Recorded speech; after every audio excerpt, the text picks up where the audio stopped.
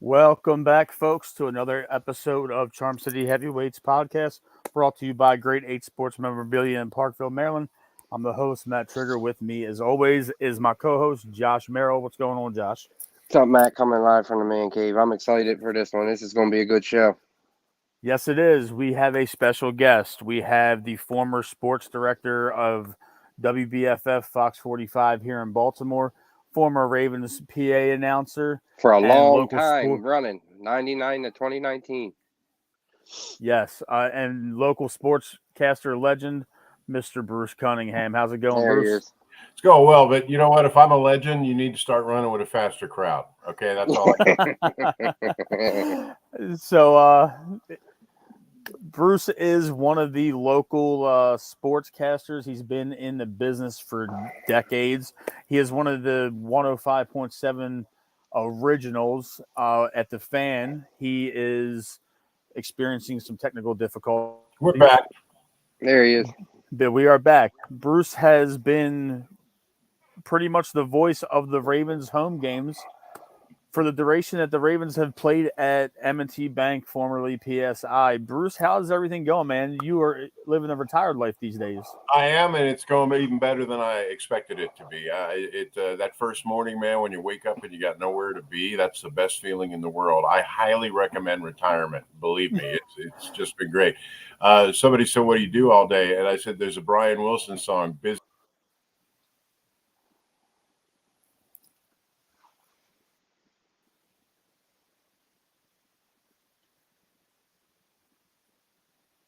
Bruce will pop back in a minute. Here we go. There's a certain internet provider that rhymes with, Myos that you never want to get. Okay, so this is going to happen throughout this. I'll reset it and we'll be good to go. Just be patient. Absolutely. So, like you said, retirement's been, treating you awesome. rather well. I'm just, the days go by pretty quick. I'm just doing what I want to do. I got my first TV job in Richmond when I was 18, the end of my freshman year in college, which tells you two things. One, that I was very lucky, and the other two, it tells you what kind of shape that station was in to put an 18-year-old kid on the air. But my entire adult life, that's what I did, and I got home at 12:30 every night, and I worked weekends and holidays. And that contract came up, my last contract, and I just told management, I won't do this anymore. And it was a hard decision to reach, but in some ways it wasn't hard at all. And I wanted a life aside from that. I wanted to do something else as an adult, and it's really worked out well. I'm really happy right now. It seems like it worked out rather well for you. You had a very storied career at WBFF, and you got to do something that not everybody gets a chance to do, and that is be the PA announcer for your hometown team, the Baltimore Ravens. Yeah, it was awesome. I mean, I told somebody one time, there are times when during that time when I would say something and 71,000 people would jump to their feet. And that's really heady stuff. I kind of felt like Mussolini on the balcony, at times. And so that was very gratifying. But then on the other hand, when you make a mistake, there's 71,000 people there that heard you make that mistake. I remember the last game I did, preseason game in 2019, and I called Justin Tucker Kyle Bowler, and I said, man, I'm going to start making mistakes like this. But Justin was cool about it. He saw me in the locker room after the game, and he kind of patted me on the chest, and he said, hi, Kyle Bowler. So,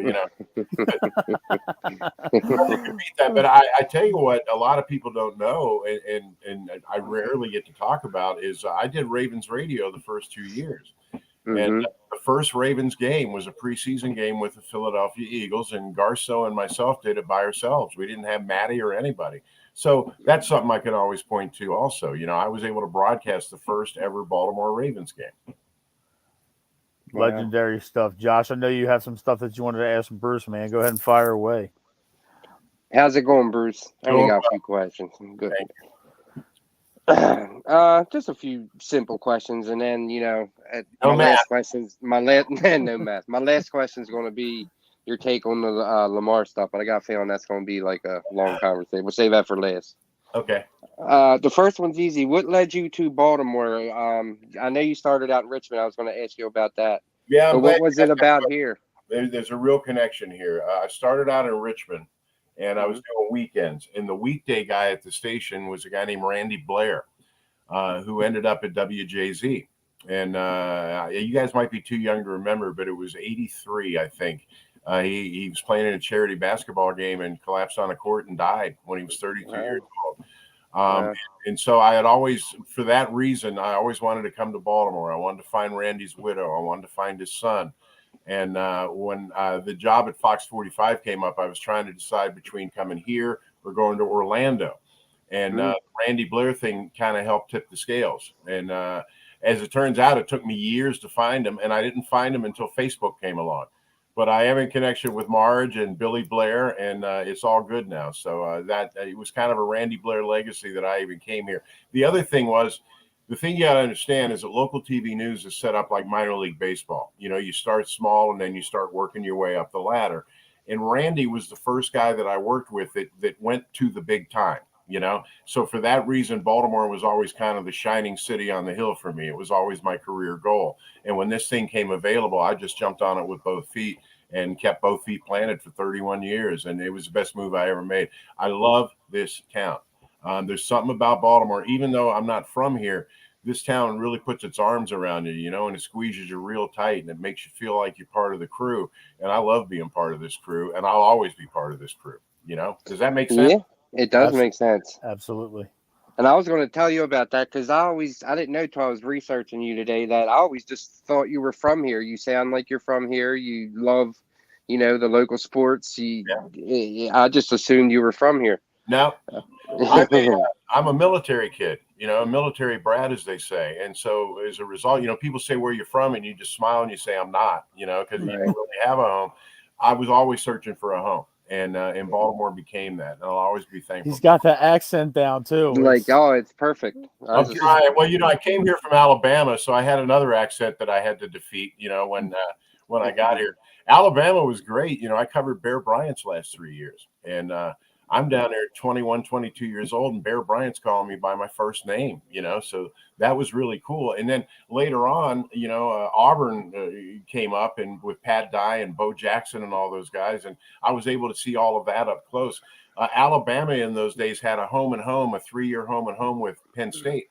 So I got to see Bear Bryant and Paterno go head to head. And at the same time, Auburn had a home and home with Florida State. So I saw Bo Jackson and Dion, go head to head several times.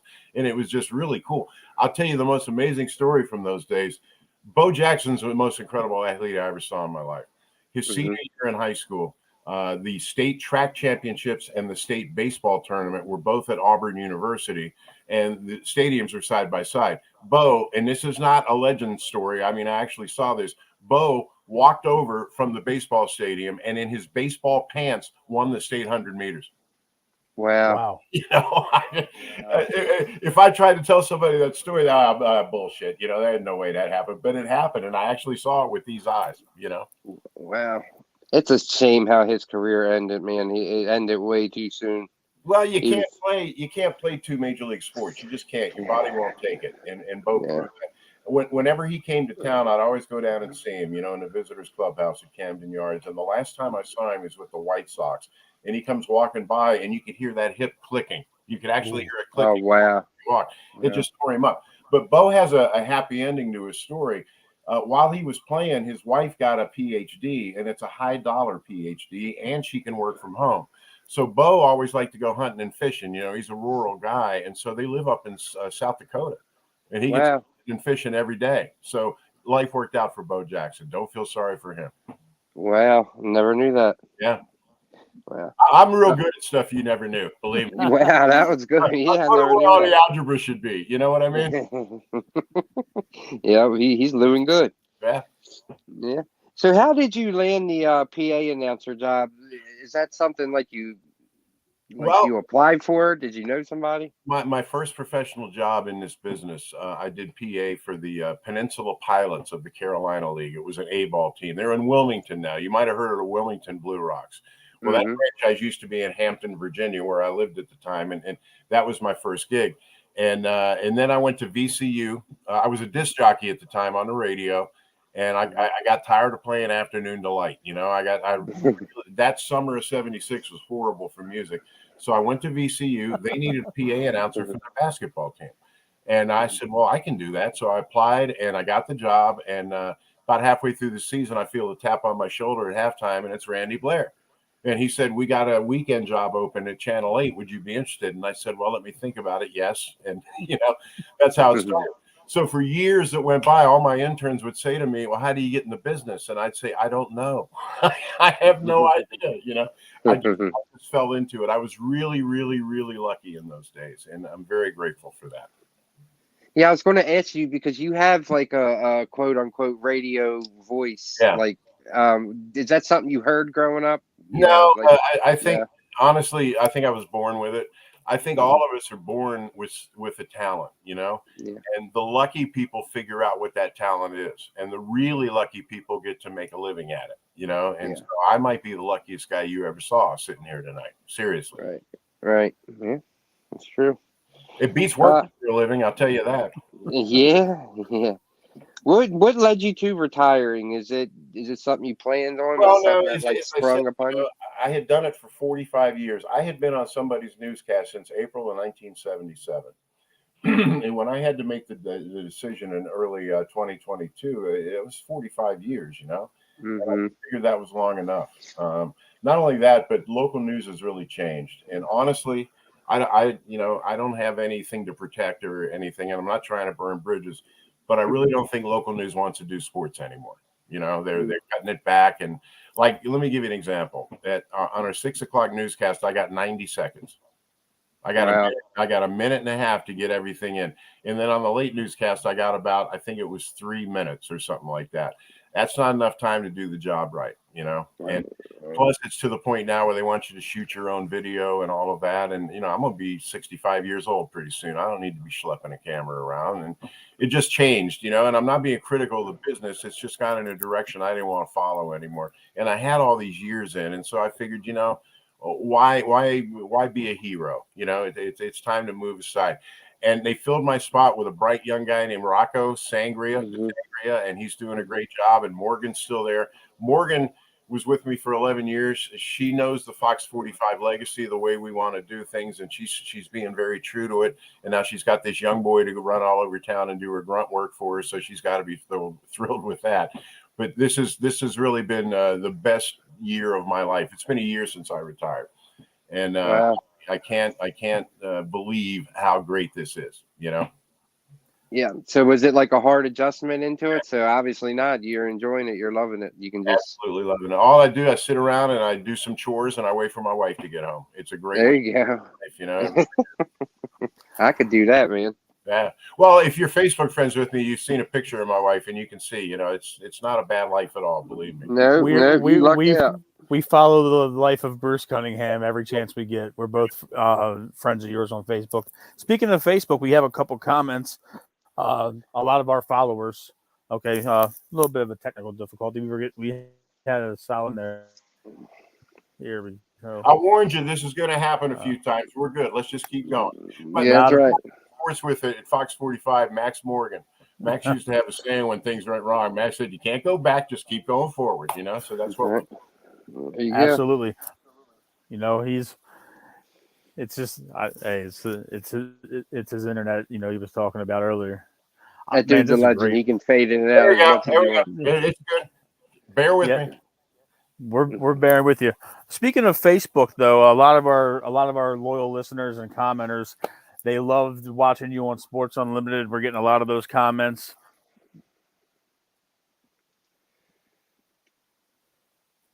Here we go. Keep going. I can hear you. Okay. A lot of people are saying that you were a legend with the Sports Unlimited. Wally Williams chimed in and said hello. Wally's great people. Yeah. Wally is a good guy. Yeah. Fun fact, Bruce, Josh and I started this show about a year ago, and Wally was the first former Raven that he ever got to interview, and Wally was his inaugural sports interview. So Wally was gracious enough to give us some of his time, and Josh got his break in with that because we had been doing just a show with us and other content creators for a while. But you're getting a lot of love on the Facebook Live, Bruce.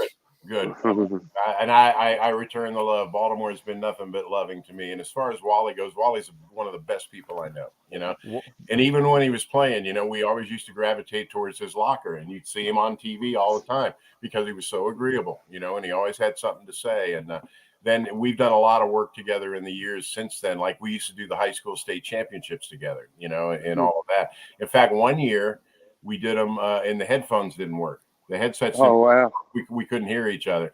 And then the game ended early, so we had 45 minutes to fill, and we couldn't hear each other. So believe me, Wally and I, it was trial by fire. We've been to the wars together.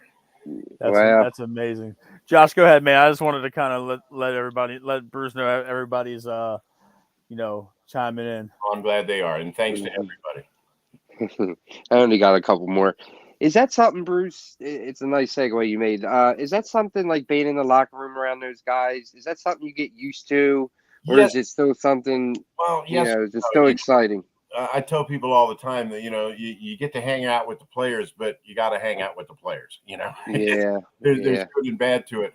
It's not a comfortable situation because, frankly, we don't belong in there. These are guys that are trying to get undressed and get a shower and get dressed and go home.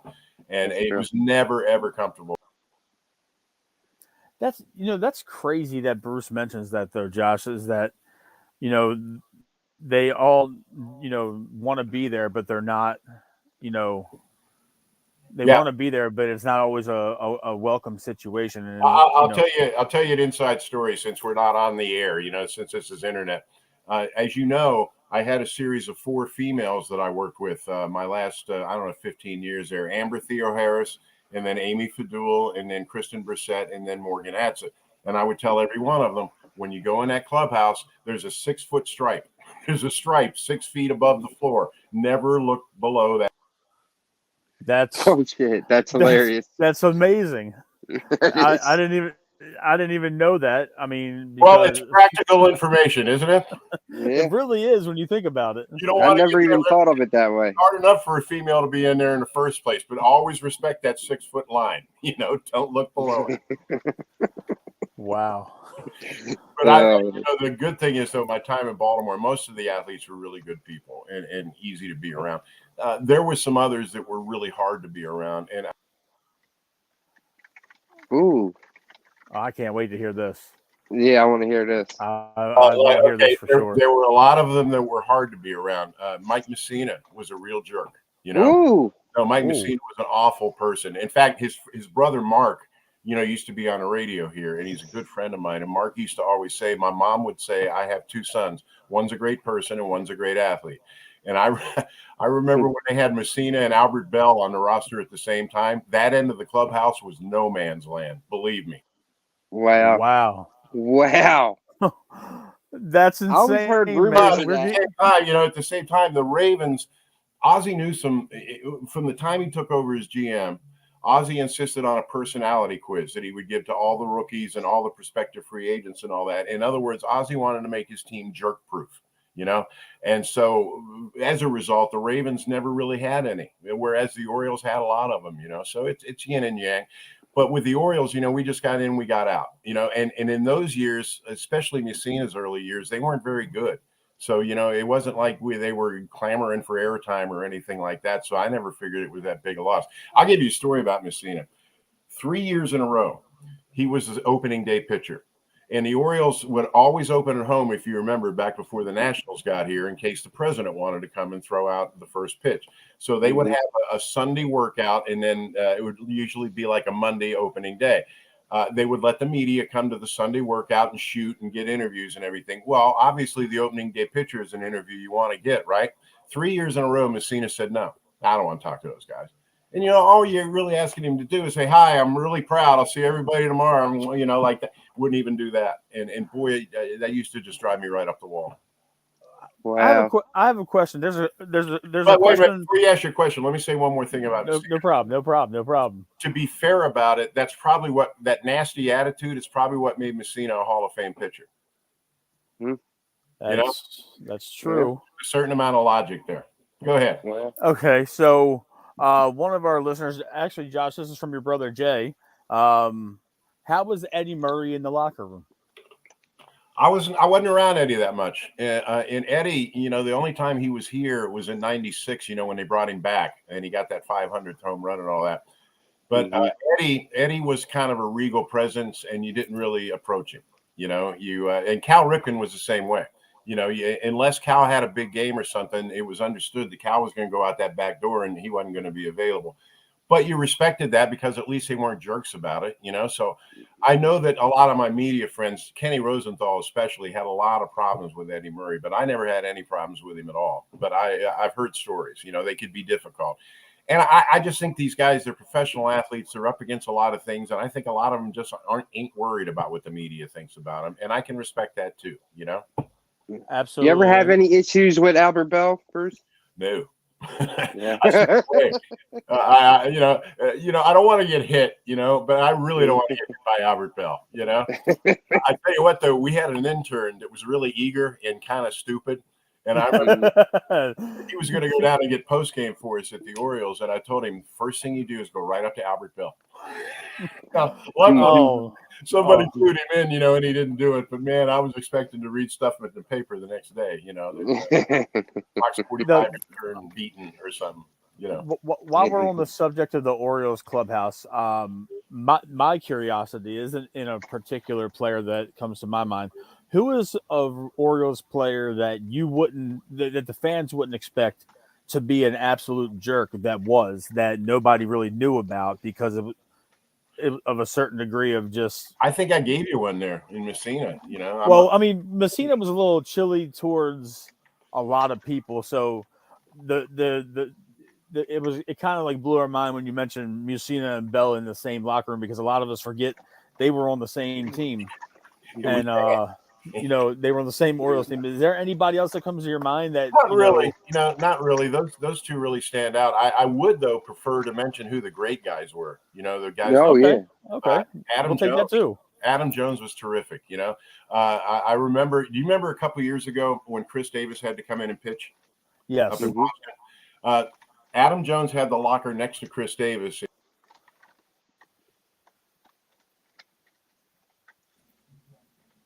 That's a fact. Adam Jones had the locker next to Chris Davis at Camden Yards. So the day after he pitched up in Boston, we, meaning the media, we're all lined up there around his locker, waiting to talk to him. And Adam comes over and starts giving us a business. What the hell is all this? I'm trying to get to my locker. What are you? Come on, Adam. We're waiting for Davis. Yeah, I know you are. He said, ask him a question for me. What's that, Adam? He said, ask him if he can wipe his ass this morning. But I loved him. I love Davis. Davis really struggled there. Yeah, Davis definitely struggled a lot. He always stayed a good guy through it, and we all liked him quite a bit. He kind of square his shoulders and look you right in the eye, and he didn't hide from anything. And then towards the end of that, Trey Mancini came along, who was also a tremendous individual. I really that last Oriole playoff team in 2016 was probably the most fun Oriole team to cover because they were all such good guys, and I always enjoyed going over there. But the Ravens, on the other hand, they were always good guys, because I really give credit to Ozzie for making sure he didn't have any jerks in the locker room. And I just recently rewatched the Baltimore Bullies, the 30 for 30. I hope you guys got to see that. Oh, we did. Yeah. I remember it so well because you had Shannon at one end of the locker room and you had Goose at the other end of the locker room. And that's a media guy's dream, and we wore a path between those two lockers, over and over and over. We could always go to those two guys. And the other thing about that season that people don't know about is the quarterbacks, had a practical joke deal going on all season long. They put cheese in Chris Redmond's helmet and didn't tell him, and it took about 4 or 5 weeks to track that down. I remember we were in a scrum and outside somebody's locker, and I felt somebody go in my pocket, and I looked around, and Tony Banks had put in Trent Dilfer's socks in my pocket. They were all with each other that way. And then Billick, Billick wasn't a taskmaster by any means, and his teams always laughed an awful lot. But the thing about that 30 for 30 that I really liked is, they had asked for Goose to be on the pregame show, and they were afraid he was going to give away the game plan. And when Marvin Lewis broke in, he said, Goose doesn't know the game plan. I love that team. I love that 2000 team, and I always will. One of the things I loved about that documentary, Bruce, is how much Billick pissed off Tony Kornheiser at the Super Bowl during the podium, and he was right to do it. I was in that group, and see, the thing that Billy got frustrated with is that we had already litigated that in the media here, months and months and months before. Well, then they get to the Super Bowl with a bunch of reporters that haven't been around the team, and they got to answer these questions all over again that they haven't had to answer for 9 or 10 months. So Billy just kind of blew a cork. And I remember when he's up there saying that, oh my God, what's Brian doing? But then as I thought about it in years to come, he did exactly the right thing. He yanked it right out from under their feet, and it wasn't a story the rest of the week, if you remember, So Brian was very, very smart that way. I remember, and I love Brian. I still see Brian from time to time, and we always had a good relationship. And it was Take Your Kid to Work Day. And they had a press conference. So I took my son, who was about 13 or 14 at the time. And the press conference is over, and we hung around, and I took him up, and I said, Brian, I'd like you to meet my son. So they're shaking hands, and Brian says, hello, young man. Your father thinks he knows more football than me. That's great, man. That's great. It's a shame he never took another head coaching job. He should have gotten something. It's mysterious, isn't it? It's mysterious. There's a lot of those, How about Cito Gaston? He never got another managerial job. And didn't he win 2 World Series in a row in Toronto? I believe so. The more you think about that, there's a bunch of those guys in the weeds, and no one can really figure it out. Myself, I think that Brian might have been a little bit too mouthy for a lot of owners in the NFL. Maybe they didn't want to deal with him, and maybe that had something to do with it. But don't shed any tears for Brian. The Ravens had to pay him 5 years after he quit coaching because he just got an extension. And when he worked for Fox all those years, it was for free because he couldn't take their money or it would have avoided his Ravens deal. So Brian did. Oh, wow. He's living over in Michaels, and he's a yacht broker now. He's selling yachts to millionaires. And believe me, Brian could sell. So I have no problem with that, Wow. Well, I mean, with how intimidating he looks, he probably just looks at these millionaires. You better buy this right now. I know more about this than you, and then I can tell you how much you're going to love it. So you're looking up at him first of all. But Brian, interesting thing about Brian is he went to the Air Force Academy initially, and he's 6'6". And if you're over 6 feet tall, you can't be a fighter pilot, and that's all he wanted to be. So as you guys probably know, at the military academies, they let you opt out after your sophomore year. So Brian opted out because he couldn't be a fighter pilot, and that's what he wanted to be. So he was up for bids, basically, and Brigham Young signed him. So he said for the first time in his life, he's dealing with Mormons. And he said, let me tell you something. You date a Mormon girl, second date, you're meeting parents. He says, okay. But the way his life is fascinating. The Cowboys signed him as an undrafted free agent, and the GM and Tex Schramm had called him up to cut him, and he was on a phone call or something. So Brian had to sit in his waiting area for a while, and he started talking to Tex Schramm's secretary, and that's who Brian ended up marrying. That's how they met. That's awesome. Oh wow! Yeah, that's awesome. Yeah, we Josh and I are big Brian Billick fans. We love Brian.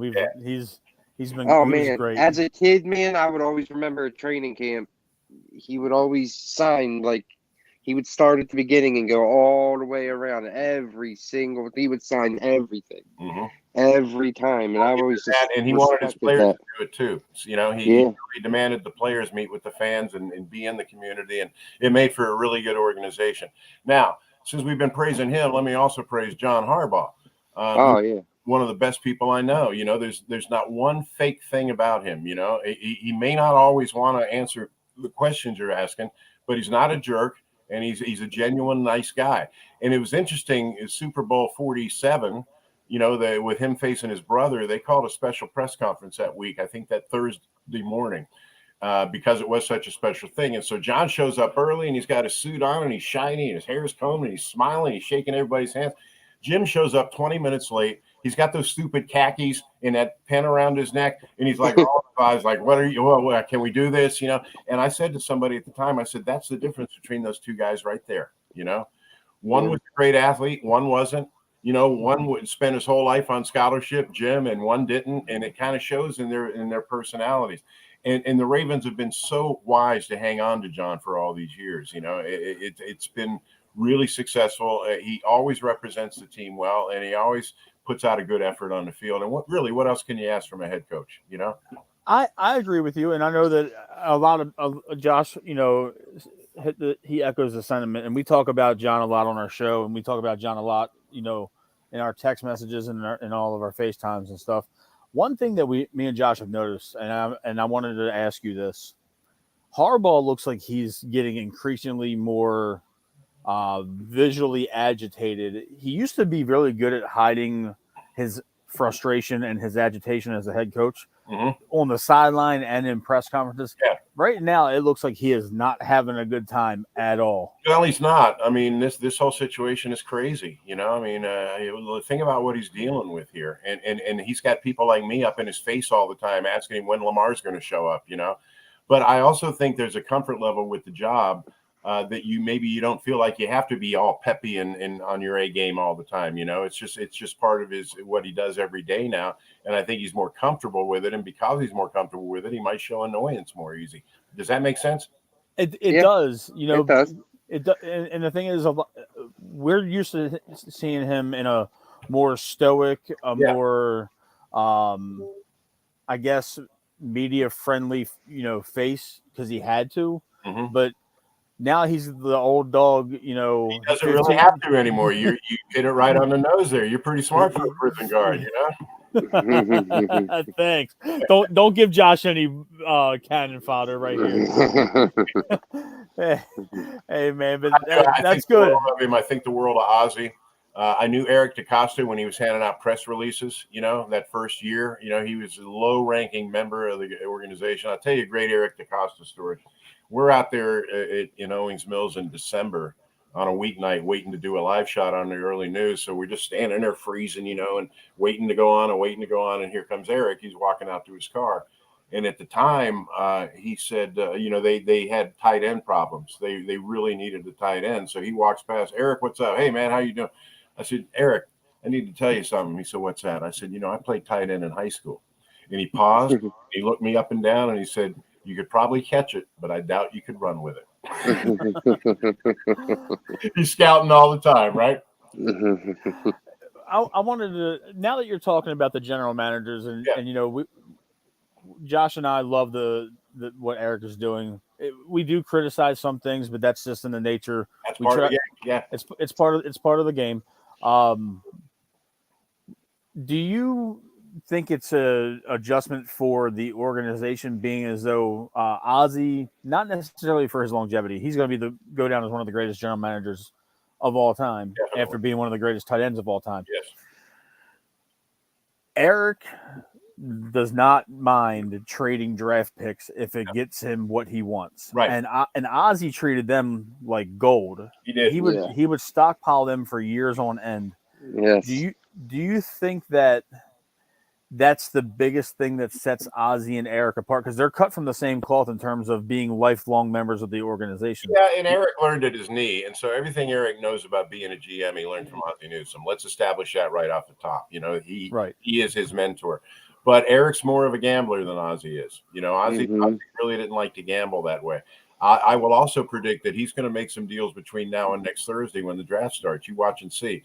He doesn't like going into this draft with only 4 or 5 picks, whatever he has, and he's going to turn those into more picks. You just watch and see.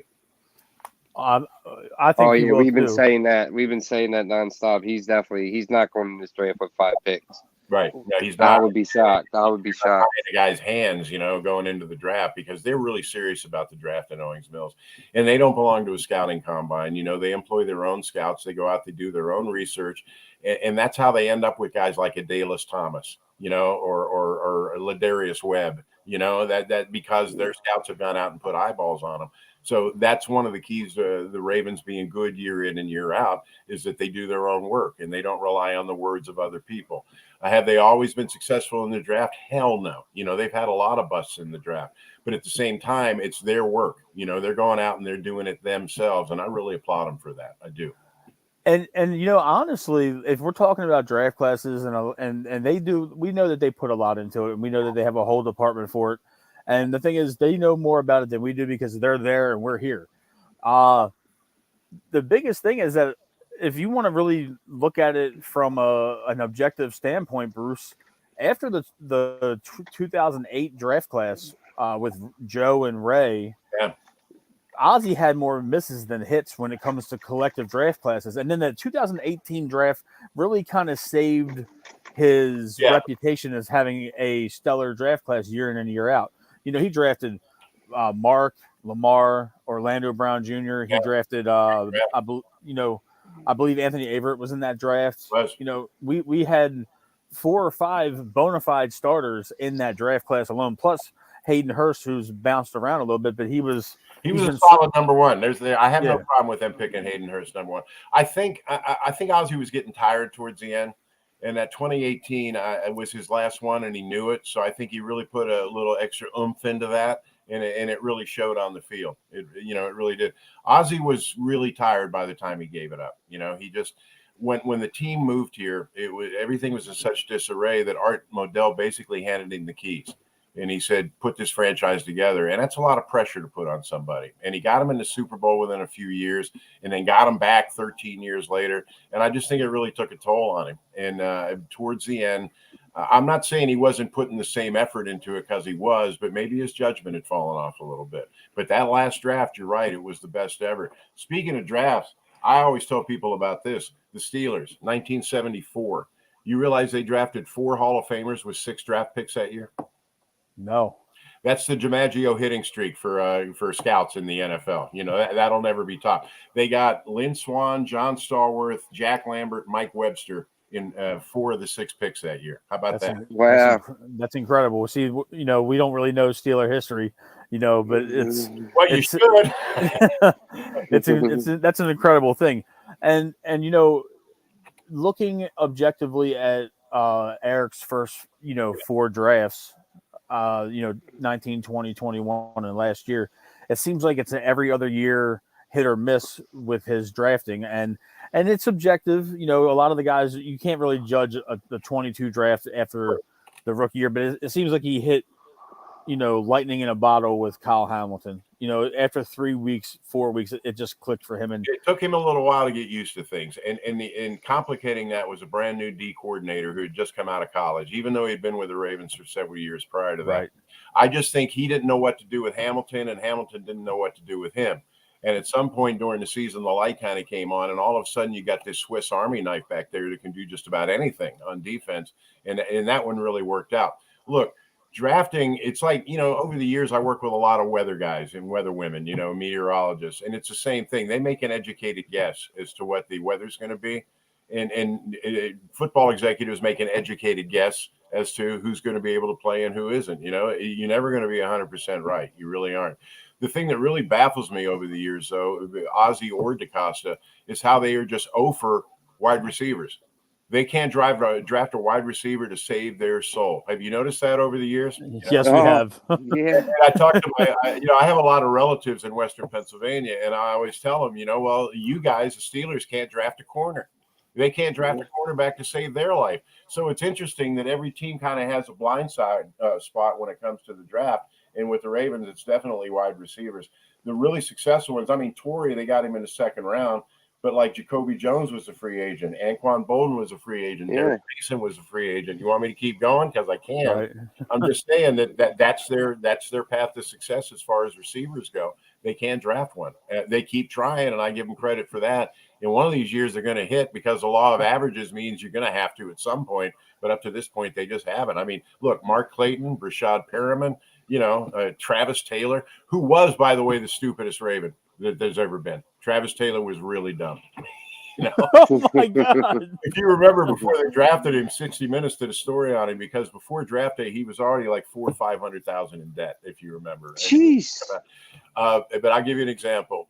In the Super Bowl in 2000, he was the only major injury they had. He had a broken collarbone. He couldn't play in a game. So a mini camp the next spring, I went up to him and I said, "Man, keep your head up." I said, "You've heard of Reggie Jackson, haven't you?" And Taylor said, "Yeah, man, I've heard of Reggie Jackson." I said, he had to sit out his first World Series. He pulled a hamstring. Really? He said, "Yeah, I didn't know that. Well, I thought that might make you feel better." And he shook my hand. He said, that does make me feel better. 5 minutes later, he's talking to some writers, and I'm going somewhere else, and I overhear the conversation. And Travis is over there saying, "Well, Hank Aaron missed his first World Series," and I was like, Jesus Christ. That's hilarious. But he was a good soul. I like Travis, and I tell you that draft that year, they had 2 number ones. They took Travis. They took Jamal Lewis. That ain't bad, That's true. Yeah. I always ask this question to people. The first Ravens draft in '96, they had 2 number ones. They took Ray Lewis and Jonathan Ogden. Mm-hmm. And I always thought that was the best use of 2 number ones in history, right? Somebody reminded me, the Bears took Gale Sayers and Dick Butkus with 2 number ones in the same draft. That's hard to argue. You could probably spur a debate right there, Oh, absolutely. That's definitely something to think about. I told you we can go on for hours if you want to. This has been an interesting show so far, man. Tons of. But you know what? I'm retired now, and I'm not really scared anymore. And I'll tell you the truth about some things. I'll tell you some truth about Messina. I'll tell you some truth about Travis Taylor. I'm not that worried about it anymore. So that's just where I am right now. How was Elvis Gerback when you met him? He was okay. He was guarded. He knew what he was walking into. He knew it was a really tough situation. And I think that was a classic situation of Brian kind of outsmarting himself.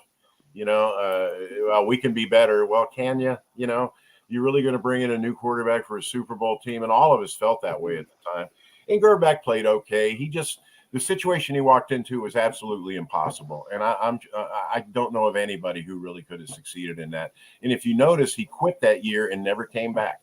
Never. Totally freaked him out. Dude disappeared off the face of the earth. He did, because it just freaked him out. The fans weren't mean to him. They were all supporting him and stuff. But if you remember that year, they took a tight shot of him on the sideline during a game, and he had a tear coming down. And that really struck home with me. I said, this guy is really dying out there. And it was just sad for everybody. But you know what? It ended up being happy because it opened the door for, Anthony Wright and Jeff Blake and of mediocre quarterbacks that we had to put up with over the years. We had Anthony Wright on our show a few weeks ago. Great dude. I always liked Anthony Wright. He was great. Yeah, he was really nice. He was really nice. Gerback, you might not have ever heard of Anthony Wright.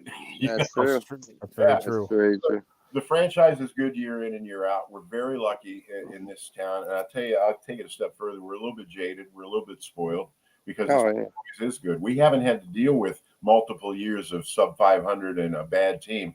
And that's a credit to the organization. They've decided that they're gonna try and be good every year. And one of the ways you do that is longevity. And that's why Harbaugh's been on the job 15 years. People always want to fire the coach, right? People don't realize, did you have an Etch-a-Sketch when you were a kid? Remember Etch-a-Sketch? You know how you shook it up and it erased everything? That's what happens when you fire a coach. You're shaking the Etch-a-Sketch and you got to start all over. The Ravens are smart enough to realize that's not the way to do business. Hang on to your coaches. And they have. And that's why year in and year out, they're a playoff threat, Hey, Bruce, I got to ask you, man. Yeah. We got to get into the Lamar. Let's go. What's your take on it? Are you more on the Ravens side that they're being fair or Lamar's not? I mean, what's your take on it? Look, the Ravens are willing to do a deal just like Philly did the other day. They're willing to do that deal right now. The problem is, and I've been saying this for a year and a half now, the problem is he doesn't have an agent. Look, you got to have somebody guiding you through this stuff. If Lamar had had an agent, they would have signed him by last spring. And by last spring, I mean spring of 2022. The deal would have been done already. He wants a guaranteed contract. I love my mother too, but my mother never did any of my contracts, you know? Right. Mike Right. did a piece several weeks ago that nailed it. They're out of their depth here. You know, they're trying to do this historic, massive contract, and they're just not qualified to do it. A real agent would have had this done long ago, and we wouldn't even be talking about this. Every week on the radio, I tell people, man, I really don't want to talk about Lamar this week, and I always end up talking about Lamar. And all the years I've been covering sports, I've never seen anything like this, ever. And they're talking about collusion. There's no collusion. And if there is any kind of collusion at all, it's kind of an ad hoc collusion where all the other owners saying, we don't want this deal either. You know, look, you trade for Lamar or you sign Lamar to the offer sheet, you got to give up the 2 number ones and whatever else. Plus, you got to absorb that giant contract. Nobody's going to want that deal, right? No, you wouldn't think. So that's where we are with this thing. I was hoping that the Jalen Hurts deal would create some movement. I don't know if it is or not, because again, the other thing the agent does during a negotiation is that the agent gives information to the media. So that's where the information comes from. The club's never going to say anything. So that's why we've had nothing but speculation the last year and a half, or opinion, or all that. And we got very little hard news to run with. And it's been very, very frustrating all around. I just hope they get it done. But honestly, I'm not that optimistic. I think Lamar's going to stick to his guns, and I think the Ravens are going to stick to their guns. And I don't think anybody's going to end up happy in this deal. That's a good point. And I want to build off of Josh's question. You've been covering this team for the entirety of their existence. Yeah. And we are so used as Ravens fans to seeing them keep their issues behind closed doors. Yes. This has been a very ugly offseason between the Lamar contract and then former and current players speaking out about Steve Saunders. And it's been a very messy offseason. This is very un-Raven-like. Do you attribute it to just a bad string of luck, or do you think it's the mix of social media with the new age of players? Both. And social media really doesn't help at all. You know, I was in this business a long time before social media even came along, and it's changed everything. You know, one thing it's done is that it's given the player the ability to go straight to the fans if they want to, you know, not filtered through somebody like me, but to just go straight to them. The other side of that is social media has given everybody a voice, but what we found is that everybody doesn't deserve a voice, you know? And that part of it is a struggle for me. If I were 20, 30 years younger, I may not feel that way. But I mean, I'm old media, and I saw new media come in like social media and start to flex its muscles and do things its own way. And it was hard for me to struggle with. My old friend Aaron Wilson, I used to do a radio show with. You guys remember Aaron, the sports director down in Houston. Aaron was involved with a website at the time, and it had a message board. And this was probably, I don't know, 97, 98, early internet time. And he said, hey, Bruce, would you come on the message board every once in a while? And I'm like, sure. And I went on there, and those guys were like piranha.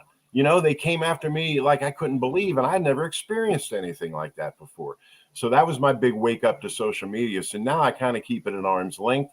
You can learn some things from social media, but it's never going to be credible information. It isn't. I always tell everybody, leave the reporting to the pros before somebody gets hurt, you know? And guys, they get on social media and they think they're some kind of reporter, or they think they're breaking news or whatever. And that's not true, you know, and it's dangerous, and it creates bad situations. And now you got people whose entire lives are being canceled, maybe, you know, for something they said once or twice. And that's been new to me. So it's all been a struggle. And I'll be honest with you guys, that factored into my decision to retire, because I was tired of trying to adapt to the new way of doing things when all I knew, I was trained in the 70s. So how much value am I going to be in the 2020s? You know what I mean? So yeah, that is fair. Yeah. And social media, let me repeat what I said earlier. It's given everybody a voice, but you realize everybody doesn't deserve a voice. You know, there's no responsibility. There's no credibility, and things can get said on social media that are just blatant lies. But if they get repeated or retweeted or reposted or whatever, and people start believing it, that's a pretty dangerous thing. Do you think Lamar responding to fans on Twitter and total mistake? Total mistake. And again, this is something an agent could have advised him against. Man, stay off of social media. They're going to kill you on there. You can't win. That's what an agent would have told him. But he doesn't have an agent. He's got his mama, and that's what's holding this whole thing up. We're to a degree we're tired of talking about it ad nauseum because I just want it to be over, Bruce. We want it one way or the other. You want it to be over? Good Lord, I really want it to be over. And I told you before. Either way, one way or another, he's here or he's not. I just want to know and move on. Let's go. And we talked about it before the show that I listened to your show on the Fan over the weekend when I was out running errands and it seemed like, you were trying to steer the conversation towards the O's, towards mini camps, towards voluntary workouts, excuse me, and then everything geared towards number 8. I could hear it like to where you were like you let out a huge sigh into the mic, and it was like he's tired of this. And I'm sitting in the car, and I'm like, there's no way. Like this is all like right. The Orioles are at almost a 700 win percentage right now. We have one of the best young baseball players in the world on our team, and we're still talking about a quarterback in mid-April. I know, and it's frustrating.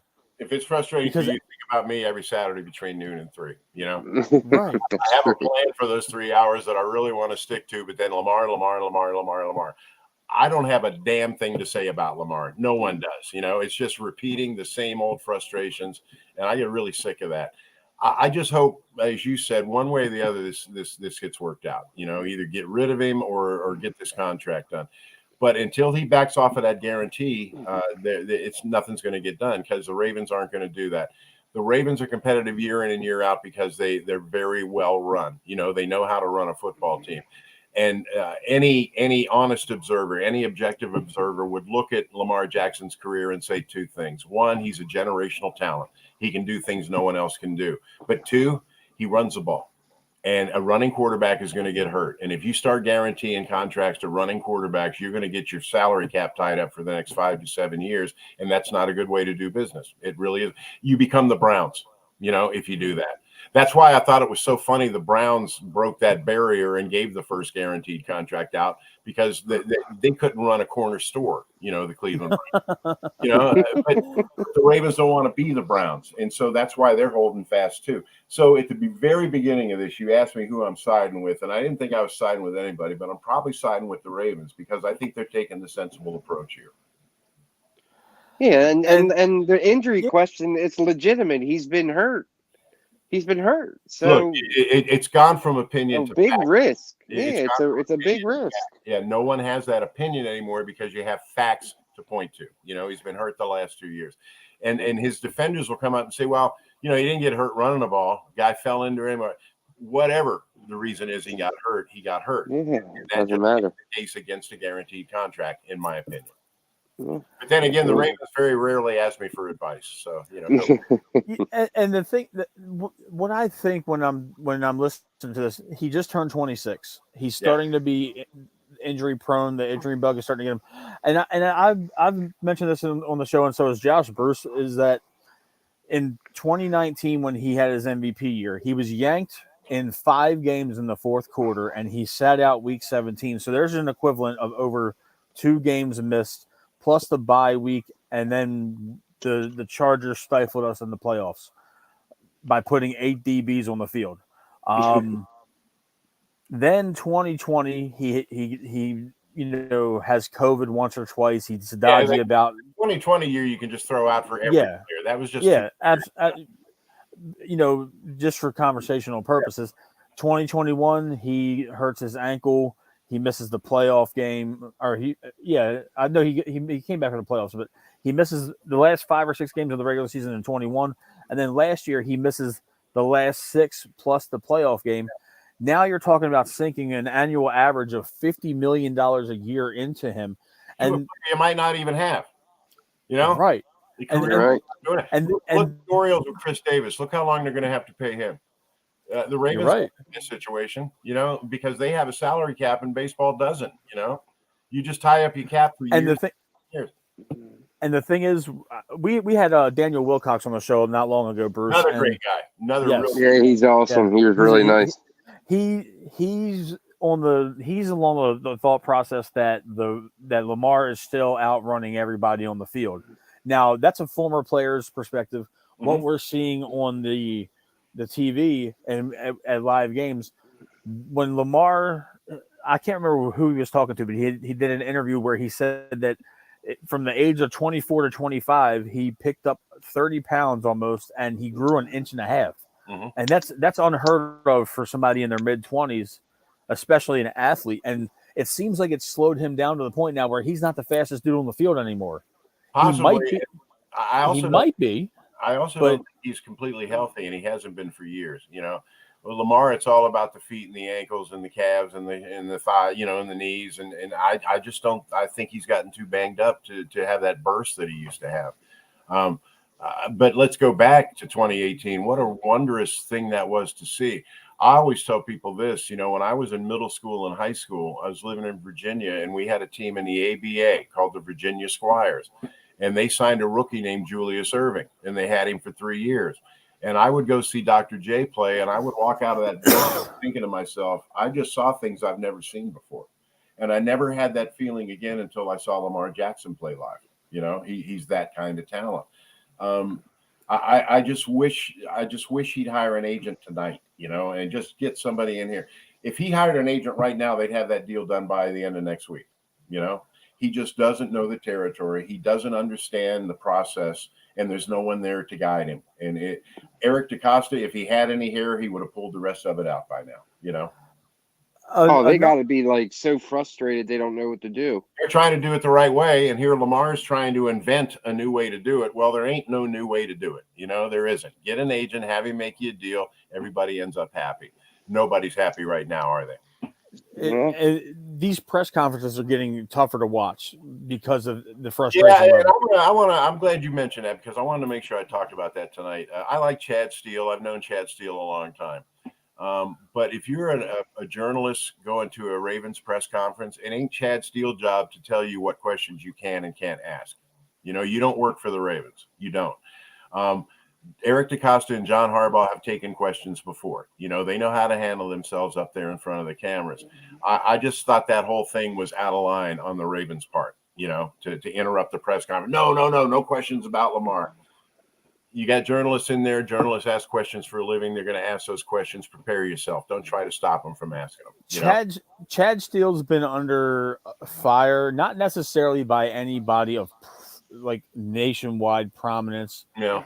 But he revoked the credentials of one of the longer standing Nestor threw a fit, but yeah. And that's fine. I mean, I guess that's his purview. I worked for Nestor for 5 years over at WNST. I didn't really like Nestor at all before I went to work there, and we sort of reached an agreement. We got along, but Nestor likes to grandstand. And Nestor got really mad that they pulled his credential, and so he wrote that 7-page screed. And I texted Chad that morning, and I said, "Man, you got to let that roll off your back. You just do. It's up to them who gets in that press box and who doesn't. And to go public with it like that, I thought was kind of cheap. I'm going to be honest with you. But at the same time, here's Chad later, trying to tell reporters what questions they can ask, and that's not his job. It's not his job at all." And that's a fair point. You guys are there for a reason, and you guys are in that building because you're good at what you do, and you're not mudslinging. There's not a whole lot of messy reporters. No, and everybody in that room earned their way into that room. There's no rookies in there.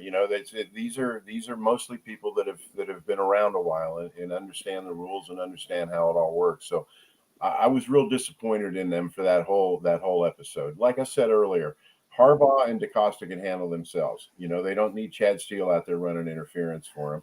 And Chad Steele really doesn't need to tell professional reporters what questions they can be asking. Okay, while we're on this subject, and Josh, you're going to love this, buddy, because I think you're probably reading my mind at this point. You work at 105.7. You're one of the OGs of the station. and you don't do anything weekday, you do come on the shows. Do you think that the situation with Nestor is along the same linear scope as Lock and Four? Because Lock and Four was denied access for a while, and he's been very bitter about it. And the way he rides the Costa is just sometimes it's nauseating to listen to. That's a really good question, and you caught me off guard with that. And congratulations, because it's not easy to catch me off guard. There could be a connection there. There really could be, but I'd like to hope there wasn't. A lot of fans wonder that, Bruce. And at first, I thought it was just me. I'm like, man, he don't give the Ravens a. It's like everything the Orioles do is fantastic. Everything the Ravens do is terrible, and he just no matter what. And then I started looking online. A lot of people feel that way. I've seen the fan blowback on Jason, and let me say a couple of things about Jason. I like Jason very much. Okay, Jason is a capital J journalist. He works for the Washington Post, and you see him on CBS every Sunday. A journalist job, a capital J journalist, is not to tell you everything's great; it's to tell you what's wrong. And he embraces that, and that's the way he does his show, and I kind of respect him for that. He is consistent. I respect the consistency more than anything else, and not somebody that's wishy-washy. To point out what's wrong here and not be a cheerleader, and I respect that. I do. There's a difference between being a cheerleader and being objective, and then it just seems like no matter what they do, he is going to find issue with it somewhere. And it sounds like, and the thing is, I had Tim Bar. It drives me nuts. I got to turn it off sometimes. Let me suggest another way to look at it. He's kind of doing you a service. He's telling you that, you know what, no matter how big a fan you are, you should be looking at this, and you should be looking at this, and you should be looking at this. That's the way I look at it. I never thought of it that way. That's actually, and the thing is, I haven't either. To sit with that for a minute, because that's really what he's doing when he's bringing up those things about the Ravens. He's suggesting to you things that maybe you need to keep an eye on. I asked Tim Barberlace, because I had Tim on the show. Tim's actually a good friend of mine now. Tim's awesome. I talked to Tim. Got us Bordick on Tuesday night, which is really cool. This coming Tuesday night. With everything that Jason does say, even through the somewhat seething parts of his rants, there is truth to it. It's a little bit more. It's a little bit more, on the ranting aspect as opposed to it. But when you sit there and listen to some of the stuff he says, some of it does make sense, even though you don't want to agree with it. Look, just separate if you can. Separate the style it's being delivered with the information that's being delivered. Okay, because I think a lot of people might have a problem with his style, and he's just very strident, and that's just the way he is. But I'll tell you this: that afternoon drive show that they do, it's really highly rated. People listen. It is. So something's going right, I guess. I will say this: he's a hometown kid. Yeah, and he does love the Orioles. He loves the minor league affiliates. He's a little bit jaded with the Ravens, but this man is a nationally this man's a nationally syndicated radio personality, media personality. He's on CBS NFL kickoff shows. The fact that he's doing a local show, I respect it, because they were lucky to get him. They could find anybody to do it. Yeah, and it wouldn't be on that magnitude. Scott Garso decides he wants to do the Orioles, so they got an awful big hole to fill in the afternoon. Right, and you can't blame Scott for wanting to do that, because Scott, it came through. And that show gets some major guests too, man. Like they had Sean McVay, and they had some big people in there. He's a national NFL writer, so his Rolodex is bulging. He's got his phone number. So that's part of the reason why you bring up Jason La Canfora on, is because of that Rolodex. He knows the players, and he knows everybody, and so they're going to have great guests as a result. I do know that he's under fire a lot, but I do have a world of respect for him. And I do want you guys to remember what I said just a few minutes ago. While you get mad at him saying the things he's saying, maybe you should be listening to the things he's saying, I think what skews it, though, Bruce, and Josh just said it a couple of minutes ago, he is in love with the Orioles, and we all are. But He when doesn't you listen. when you He doesn't cover baseball though. He he covers doesn't. football. He That's talks. true. You can tell that he's talking about Baseball baseball as a fan. fan. He's a fan. Yeah. He's a fan at the end of the day. And then when you hear him talk glowingly about everything from the Delmarva Shorebirds to the Major League Club, and then you hear him shit on the Costa or the Ravens, it's like it's so off-putting. But when you put it the way you put it, it's understandable. You got to take the delivery and the information and compartmentalize them. Again, he's not a baseball reporter. He's a baseball fan. He's a football reporter. Do you understand the difference there? Yeah, that now that you put it that way, yes. That may explain what you were just talking about. So before we switch over to the Birds, just kind of give us your thoughts on the Odell Beckham signing. You know, we gave him somebody he wanted. You know what I'm really hearing here is that Bisciotti drove that. That the football people didn't. I heard that too. Football people didn't really want to make that deal. Bisciotti wanted to make that deal. I think Bisciotti is starting to insert himself more and more into this whole Lamar thing, because I think he's getting sick of it too.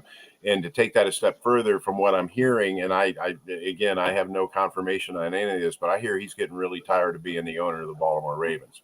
That he just doesn't like the way the game is conducted now, you know, in terms of business and things like that. And you could probably convince him to sell at some point.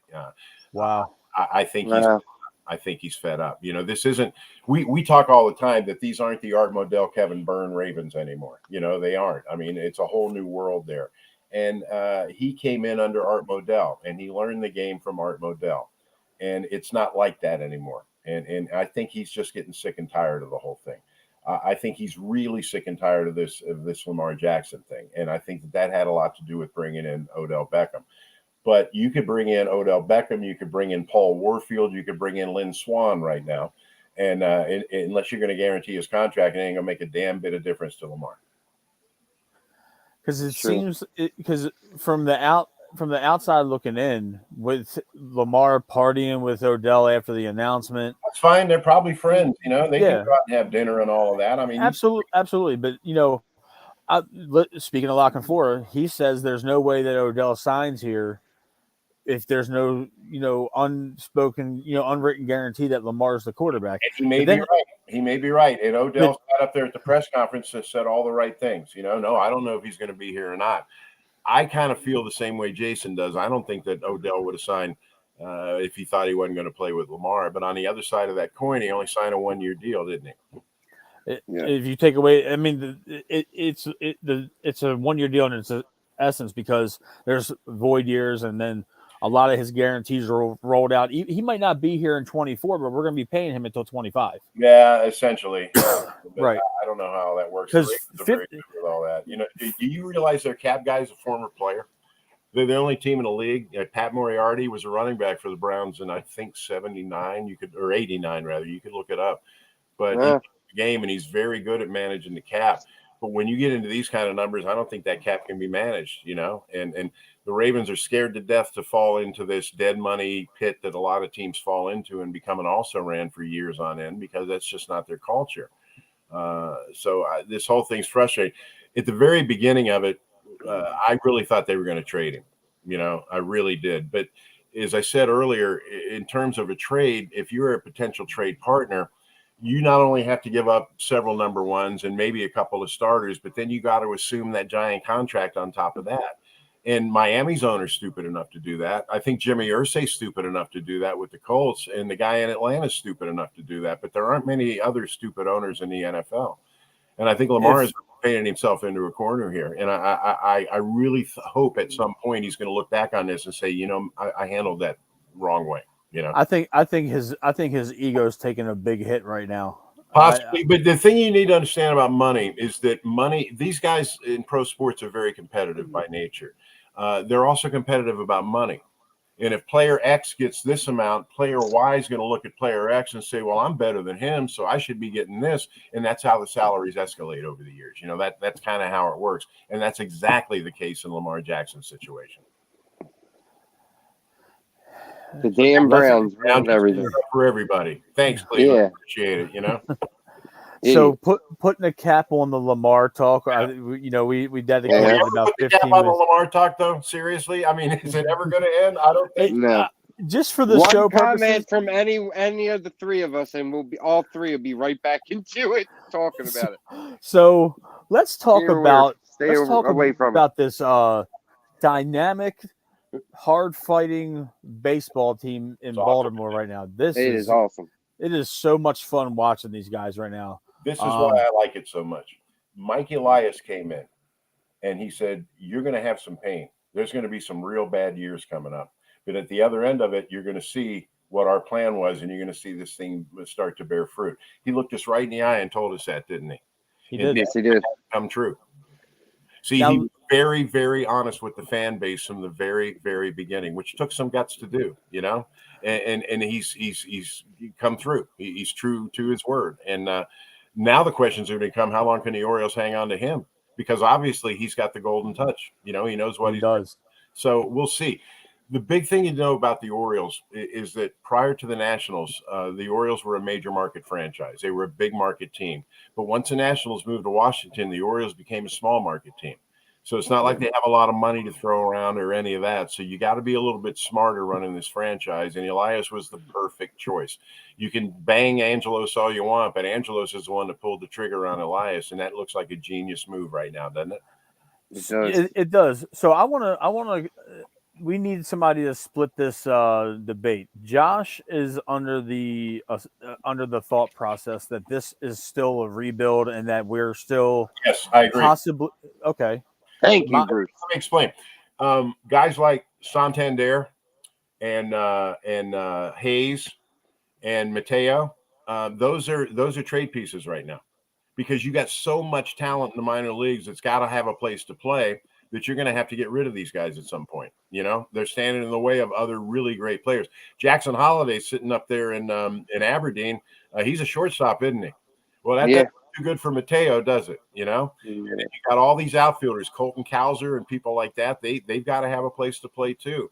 So don't think that starting nine that you're seeing out there for the Orioles right now is going to be the starting nine going forward, because Elias isn't through bringing up talent yet. They still got a whole bunch down in the minor leagues. Look at that Norfolk roster and look at their record, right now. That's the future of the Orioles right there. Now, there are some pieces that are already here, like Gunnar Henderson and you mentioned Adley and some others. Here's what I want to see. These are great position players you're bringing up. Where are the pitchers? Where are the young pitchers? Where are the pitchers coming out of the minor leagues? Because we all been around long enough and watch enough baseball. It's all about pitching, right? Right. So to me, that's the one thing the Orioles still have to show me, that they can develop pitching talent that will work at the major league level. As far as position players and the way Elias has put this team together, I tip my cap all day long. I'm a real big fan of what he's done with this team. I really am. Maybe it's the impatient part of my fandom with the Orioles, because just like you covered them. So you have it not only from a fandom perspective, but from a professional perspective. Josh and I we're super fans of the team. We sat through the post 1997 team all the way to the 2014 team, and it just seemed like it was 2012. Let's sorry, be 2012. Just a tad bit over a decade of below average 4A baseball teams that they tried to masquerade as a pro baseball team. We talked about it on our show on Tuesday night, Bruce. We trotted out Vlad Guerrero Sr., Sammy Sosa, Tim Raines, Jim Thome. We were kicking the tires on anybody that was a name. And then you have the 2012 team, then you have the 2014 team, and then the whole thing gets blown up again. We go our separate ways with Buck, and then we bring in Elias. Now that I'm starting to see as a fan, it's coming into fruition what his vision is. And you look at the Houston Astros, majority of the guys that they're winning World Series titles with, he drafted them. He scouted them. Now you're seeing it here, and it's like I can't wait till 25. I want to see this team competing now. And it's here's the thing that you need to keep an eye on, though, that I'm concerned about. You look at the Tampa Bay Rays. The Tampa Bay Rays bring up talent just about every year. They're very good at developing talent and bringing it out of their farm system. But when those rookie contracts expire, how many of these guys are they able to hang on to? The answer is not very many. So that's going to be a good big question going forward with the Orioles. When Adley's contract up, can you re-sign him? When Gunnar Henderson's contract comes up, can you re-sign him? This is going to be the real test of the Orioles, and we're not going to see that for another 3 or 4 years. And it's not to keep on reverting back to the afternoon show on the Fan. Ken Wyman, I love Ken. Listening to Ken, oh, I do too. He seems to think that Gunnar is going to be gone because Gunner's agent is Scott Boras, I believe. So yeah, and Scott Boras doesn't like to do. He doesn't like to do early. He doesn't buy out. He doesn't buy out arbitration. Yeah, he doesn't like to. So Kenny could be right about that. Boras, very good agent. In fact, hell, Lamar ought to call Boras right now. That would get done. Boras is a super agent, and he never screws his clients over, and they always get rich. So he might be right, but I think the Orioles are going to hang on to Gunnar despite all those defensive problems he's having right now, as long as they can. But when those contracts come up, like I told you, watch and see what happens. See how many of these guys they can hang on to, because right now my fear is they're not going to be able to hang on to many of them at all. And that's frustrating. And I was talking to Josh on Tuesday night, and Josh, we went back and forth about it for a good bit of our show.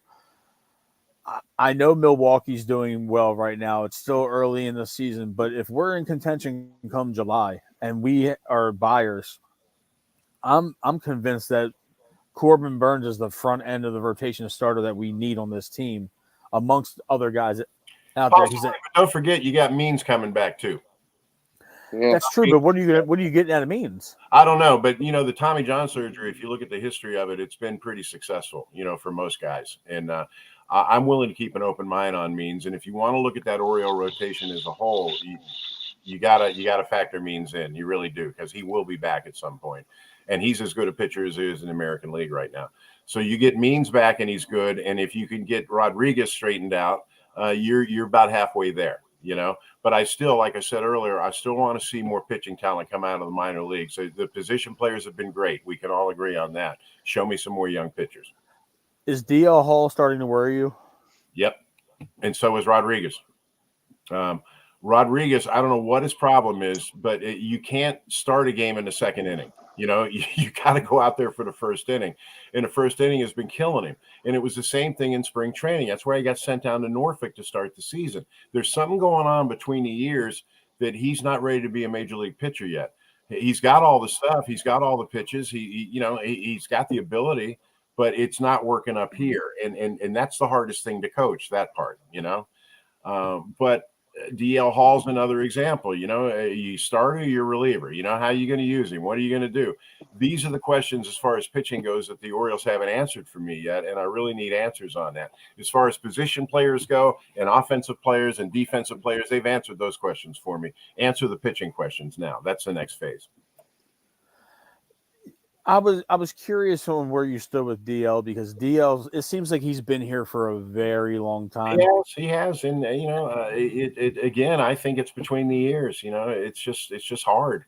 When you break baseball all the way down, it comes down to the pitcher versus the hitter. That's the essential battle in baseball, and thus far he has proven that he's not ready for that battle.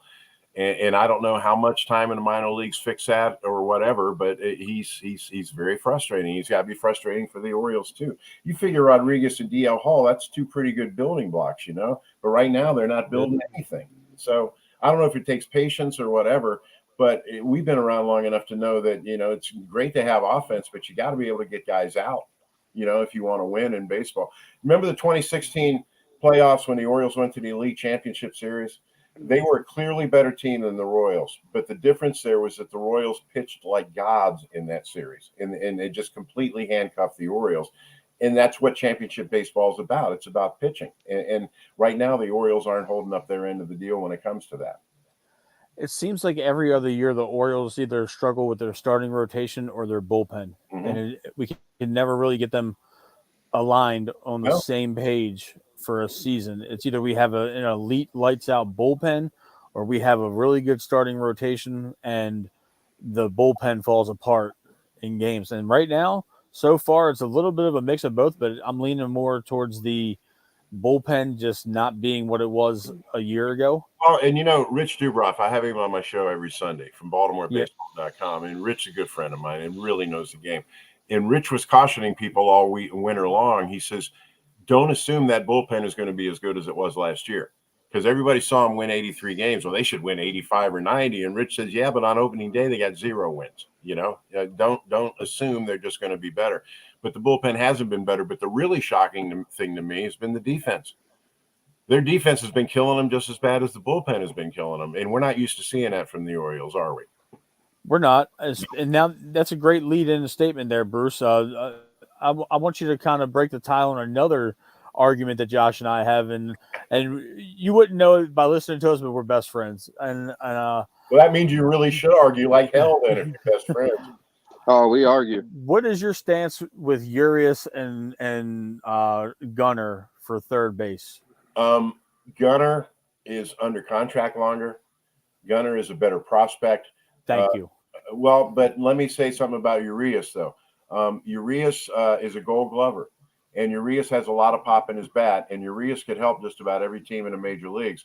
The Orioles are fortunate that they might have to make a decision between the two, but if they have to make that decision, they're going Gunnar all the way because they got more money invested in him, I don't know how you don't know how happy you just made me when I hear those words come out of your mouth, Bruce. Because Josh, don't feel bad because listen, I'm always wrong. Okay, that's why I don't you might be right because you're on my side on this one because Josh has sworn to me that Gunnar needs to be at the everyday third baseman, and I told him Urias is a Gold Glove defender. He's got pop in his bat, and right now Gunnar's batting under 160. And his defense sucks. He can't make the throw to first base. He's really struggling there, but they know he's going to get better there. But I mentioned Santander and Hayes possibly in trade pieces. Urias also a possible trade piece, Absolutely. Those guys are kind of in the way right now, and they're great players, and they deserve to be some place that, they can really succeed. This might be me looking a little bit into, too much into it. But where there's smoke, there's fire. We've been hearing on the radio that Heston Kjerstad is getting a lot of reps at first base down in the minors. Yeah. And with the possibility of Santander not, being here through the rebuild into our formative years as a competitive team, right field opens up. It could be Kjerstad, but if we are looking for another full-time DH, you could get Mountcastle out of the field. And do you think that Kjerstad is a potential long-term first base option? Possibly, but I'll tell you, you might end up having to put Gunnar on first base if he can't start making that throw across the infield. Seriously, there's the woods are full of shortstops and third basemen that ended up playing first because they couldn't handle it at the major league level. I think Gunnar is going to trump everybody if it comes down to that. I could definitely see him making the move to first base if those throws don't improve. So and Mountcastle can't pick a ball in the dirt if his life depended on it. Well, that was Mountcastle's whole problem in the minor leagues. He didn't have a position. He hit over 300 every minor league team he was with, but he made errors and they just didn't have a place to play him. And they basically put him at first by default. When Mancini went out, that's when he became a first baseman. He's not a pure first baseman. He's not a natural first baseman. I don't think they have one in the organization, to be honest with you. What's that? I'm sorry. Go ahead, Bruce. I'm sorry. No, I'm done. I was done. So let's kind of play with what you're talking about here, Bruce. Gunnar hypothetically jumps to first in the next couple of years if third doesn't work out. If Mateo lasts through this rebuild and they don't deal with him for prospects or a pitcher or anything like that, you got to understand Jackson Holiday. Jackson Holiday was the first overall pick. He's a shortstop. Could you slide Mateo to third? No, I would probably trade Mateo. Really? Okay. See, again, you're talking about your bullpen and you're talking about your rotation. All these players we're talking about as potential trade pieces, you could turn them into pitchers. You really could, as far as trades go. And I wouldn't be surprised at all to see him take that path. Seriously. But especially with Mateo's bat, the way he's hitting, man, he is like smoking the ball. That just makes him more attractive, doesn't he? That's what I mean. That's what I mean. That's got to up his value.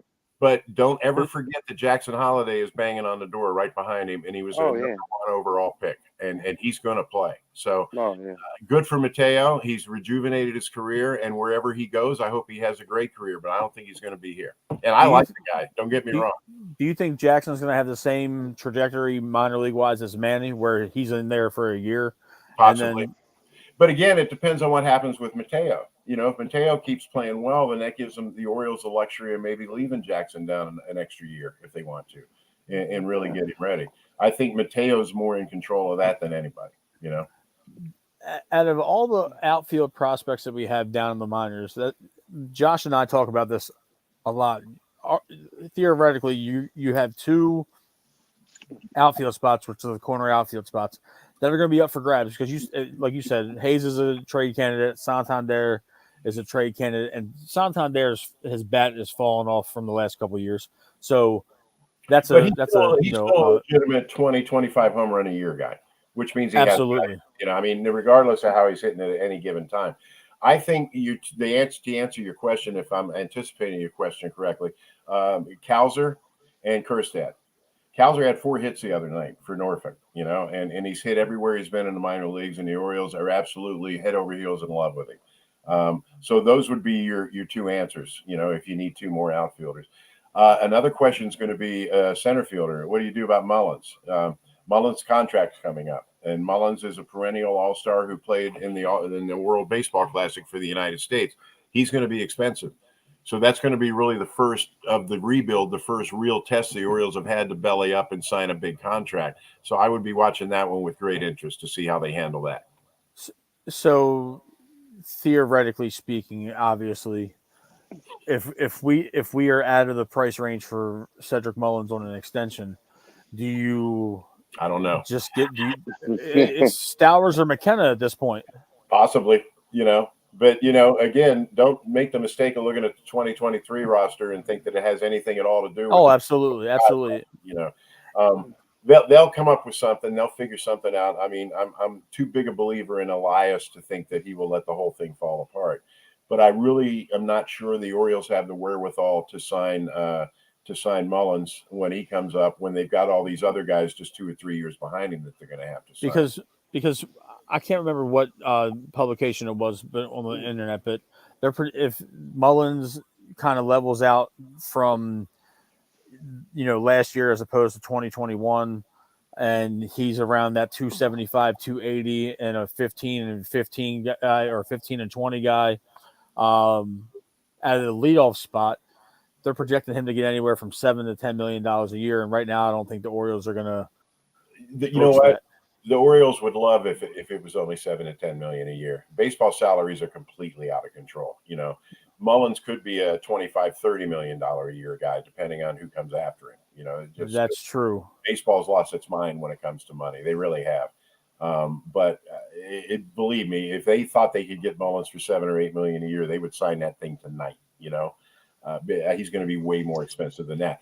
But I'm not trying to zero in on Mullins. I'm just trying to address the larger point that you're going to have all these young guys become not so young guys anymore and all need new contracts. And then what's the club going to be able to do?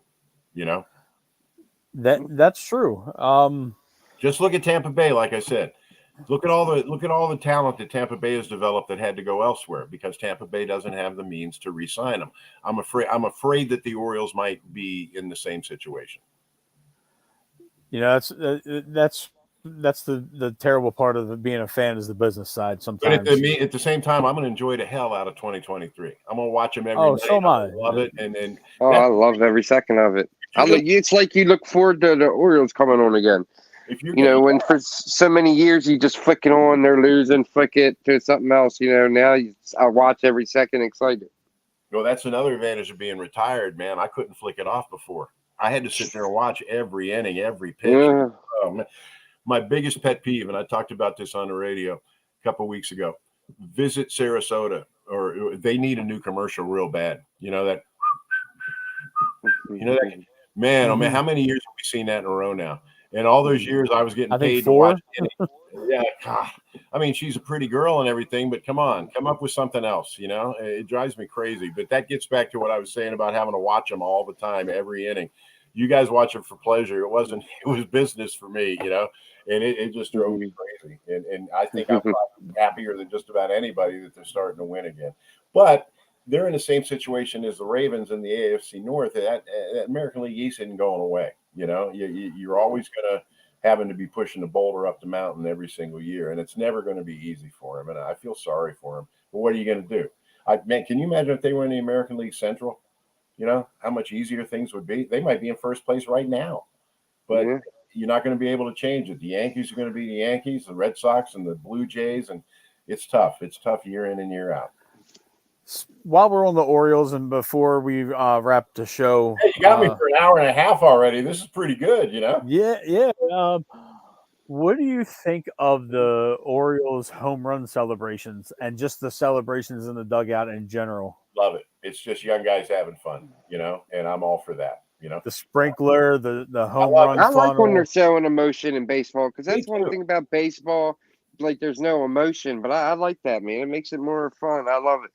Plus Odor left, and he was the one that had the necklace, the chain. Mm-hmm. The home run chain with him, and I think there was a voice. I think the Orioles were conscious of that, and I think that happened organically inside their clubhouse. I think the players got together and said, "What are we going to do here?" And they've come up with their own stuff. And basically, the young guys succeeding at the highest level, and they're having a blast, and we get to watch it. So it seems like it's a frat house vibe in the dugout.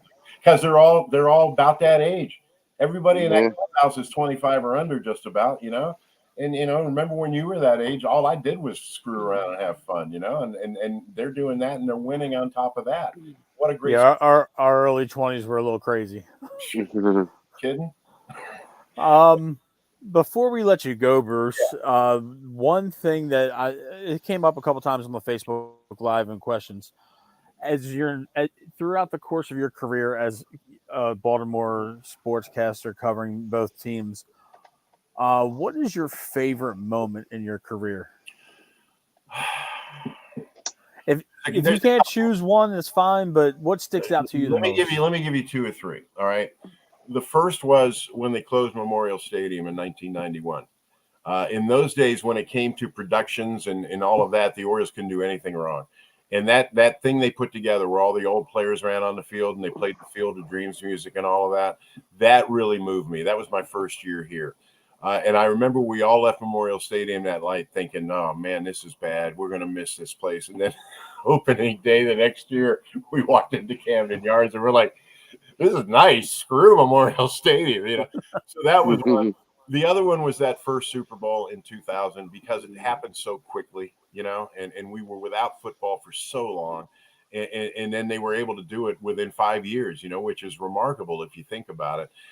Being able to broadcast the first Ravens game, as I mentioned at the beginning of this thing with Scott Garso, that was a thrill. And we haven't talked about the CFL at all, being able to, I was the play-by-play voice of that team and just to be able to travel with them and go to Canada and watch that team win a Grey Cup. And it was remarkable. They told me I was the first U.S. born announcer to call a Grey Cup game, which that's kind of an honor for me, But then, the Browns moved here and the Stallions just had to go away.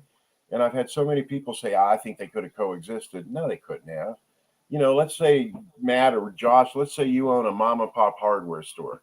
Okay. And let's say Home Depot opens up across the street. What do you think is going to happen? We're out of business. And that would have been the same thing with the Stallions and the Ravens. It just wouldn't have worked. But those would be my big three. Just the whole Camden Yards thing and watching it open and then watching the Ravens get to that Super Bowl and then being involved with the CFL team, which nobody talks about enough for me. That's a forgotten 2-year period in Baltimore sports history, but wasn't it glorious? All that team did was win and represent us well. And I was very proud to be a part of that. I still have a whole bunch of Stallions gear too. I'm holding on to it because I think it'll be valuable someday. That's awesome, man. I do have one more question. All right. Well, let me tell one more Stallions story before you ask a question. The first year of '94, they had this kicker named Donald Igwebuike. He was from Nigeria. And some friends of his in Nigeria had gotten a hold of his Social Security number and somehow used it to smuggle heroin. Well, he was cleared. Igwebuike was completely cleared, but you didn't want to get behind him in the line at customs. I think we had a 75-person traveling squad, and you would have 37 in one line and 36 in the other line, and Iggy all by himself in that because nobody wanted to get behind Iguabrique in the customs line. And I remember we're going through customs, and you guys know Brent Harris, right? Yes. Yeah. Brent was our spotter and stat guy and torture victim and rookie, and we just messed with him all the time. And we're going through customs, and he's got the equipment bag over his shoulder, and a very polite Canadian customs guy says, "Sir, what's in the bag?" And before he could say anything, Joe Washington, who was my color guy, Joe leaned in and he said, "Guns and marijuana," and he walked up. That's insane. Let Brett Holy off. shit. We had to wait for him, and he came out of that customs office. He's like, "You guys have done some messed up stuff to me, but man." And Joe says, "What you need to understand is that if you like to mess with people, an international border is irresistible." I gotta know, and Josh is, we talked a lot before we had you come on about your time in the Ravens PA booth. What is the worst game you ever had to call over the loudspeakers, just in terms of just sheer brutality and having to announce first down for the other team, and it was just like, what's the pulling teeth moment in the booth? I could probably name about 9 Steeler games, because the weird thing about that rivalry, if you notice, Ravens Steelers, is that the visiting team usually wins. Yep. So I've had to call a lot of Steeler touchdowns. That was never very easy. In the earliest days, you remember it took them 5 years to beat Jacksonville. There were a lot of tough ones there. But it's always better when they win. And you always you feel like you have your best games when they win. And when I was doing play-by-play, I talked to Chuck Thompson about that, and Chuck said he used to feel the same way. He felt the best broadcast he ever had was when the team wins. So I think you get a little biased that way, But it's all been fun. It's all been fun, and I have no complaints at all. And as I said earlier, I'm the luckiest guy you ever saw, and I'm eternally grateful for that. And my life couldn't have turned out any better. It really couldn't have. I'm so thankful. And we are so thankful that you joined our show, Bruce. Thank you. Going to take this long, but I had a ball. You guys are great. Have me back on. We'll have some fun. Oh man, we will definitely take you up on that, Bruce. You have been a fantastic guest. Thanks, Bruce. We've been looking forward to this since I talked to you on Facebook, and I texted Josh. I was like, "Hey, I got Bruce Cunningham." He was like, "No way." He's been preparing for it. We've been, looking forward to this. Thank you so much for coming on. Let everybody know where they can find you on social media if they want to chat up. I'm on Facebook just under my own name, and I'm on Twitter and at Bruce45 Sports. I got it when I was still working at 45, and that's really all I do. I don't do Insta, and I don't do Pinterest or any of that other stuff. I basically stay Facebook and Twitter, and I'm easily found. You found me, so yes, sir. I'm not hiding from anybody. You want to reach out, please do. I've always got time for the fans, that's for sure. And that'll do it for the show, folks. Thank you again, Bruce. Hang around for post show for a couple of minutes, and we're gonna get out of here, guys. Josh, sign us off. All right, Ravens fans, we're just gonna shut it down tonight. Nothing fancy.